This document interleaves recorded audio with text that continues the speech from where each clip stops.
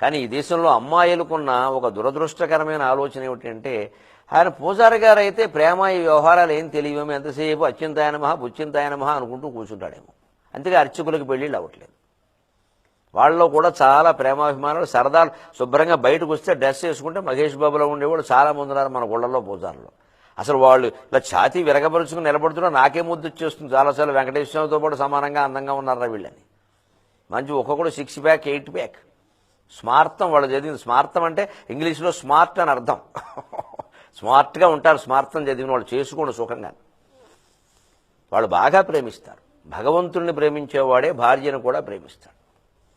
మంచిది. ఏదో భక్తి అనగానే అదేదో వైరాగ్యం, వాడికి ఏమీ కాంక్షలు ఉండవేమో, అనవసరంగా ఇప్పుడు చేసుకుంటే ఏదో చివికిపోయిన అవకాయ పిచ్చులు అయిపోతుందేమో పరిస్థితి అని అనుకోవలసిన అవసరం లేదు. శ్రీకృష్ణుడు ఏమిటి, ఎంత భగవంతుడు, ఎంత తత్వవేత్త, ఎంత అవతార పురుషుడు. అర్జునుడి పట్ల ఏమంటున్నాడు, కండలు కోసిస్తానయ్యా అర్జునుడి కోసం, నీకే సఖుడు, నాకు స్నేహితుడు, నా శిష్యుడు, నాకు బంధువయ్యా, మా చెల్లెలు తెచ్చుకున్నాను ఆయనకి.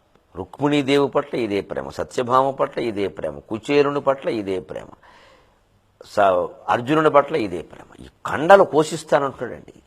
మరి శ్రీకృష్ణుడు గొప్ప తత్వవేత్త. మనం నమ్మాలమ్మా. జ్ఞానులు, తత్వవేత్తలు, భక్తి జ్ఞాన వైరాగ్యాలు ఉన్న వాళ్లే ఎక్కువ ప్రేమిస్తారు. I like the suit bootu, I like this French cutto, I like this self-cent body. CHARI, he's Chari. He's gonna set a brand new story. CHARI, he's Chari. Ayu baboy chesta and kunde chori.